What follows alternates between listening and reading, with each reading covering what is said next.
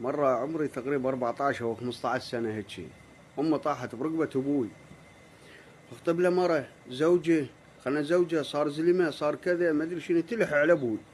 المهم يوم من الأيام أبوي صار يخطب لي مرة، راح لناس يجاويد وهو ويا شياب كلهم ماتوا الله يرحمهم، راحوا يخطبوا لي مرة. قالوا النسوان قالوا ما بيها شي بس خلنا نشوفه.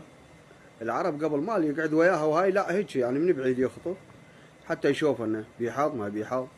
فانا سارح بالغنم وسارح بالشياه لابس لك ميه وفوقه كلاو وخويا، والروسيه اجتنا طايره، الروسيه لقيت واحد تكبس وبريك ما بيها، راحت لغايه طقت لها فره وردت عليه. بيها ولد اصعد اصعد اصعد اصعد، ها خيرك شكو؟ قال اصعد. ابويا وين؟ قال يردونك الشياب يردونك. خير الشياب يردوني. صعدت. المهم جابني قال خويا خطبوا لك مره. يا أبرك الساعات شنو هالصباح الحلو هذا شلون؟ قال والله ويردني يشوفنك. لا خذوني، لا لبسوني هدوم، لا من الشياء قبل خذوني، قبل نزلوني ورا بيت شعر، نزلوني ورا البيت ونزلت امشي استعرض حتى يشوفني. النسوان هدلت الرواقات تتنوع، حتى المالها شغل، حتى العجوز، حتى الدنيا كلها تريد تتنوع للحظي للعريس. شلون عاد عريس؟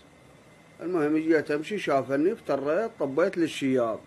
الشياب قبل ما يتفاهمون وما يحترمون هاي الصغار، قال لك تعال تعال شايب شواربه بيض وصايرات منها صفر من التتن، كل ساعه وبرا كيس.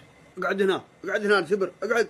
سلمت ما ادري ردوا عليه السلام ما ادري، لا قفيت قعدت هيك ذيك الحاله القشره. راح ابو البت يروح بيت شعر بينه وبينهم خامه يعني تسمع يسولفن، اسمعهم من يسولفن. قال ابويا شفتوه؟ قال له اي. قال ابوي هسه ايش تقولين؟ شقل لي عمامك.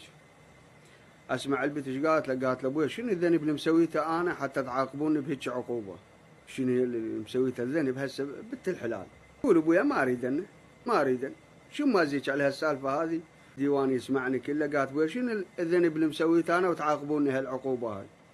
قال ابويا هلا جاويد وابو خوش رجال. قالت له ابويا على شنق روحي؟ شو تريد حالتي انا؟ هذاك يوم انتهيت خويا صرت هالكبرني، ذلتني ذله قشره. المهم اجانا قال عمي ما لكم نصيب. خير ان شاء الله ما عندنا نصيب. قالوا يلا قومونا قومونا. قاموا الشياب الشايب هذا اكشر امشي قدامه قال شو اللي الزلمه اللي ما تحترم النسوان ما بي خير.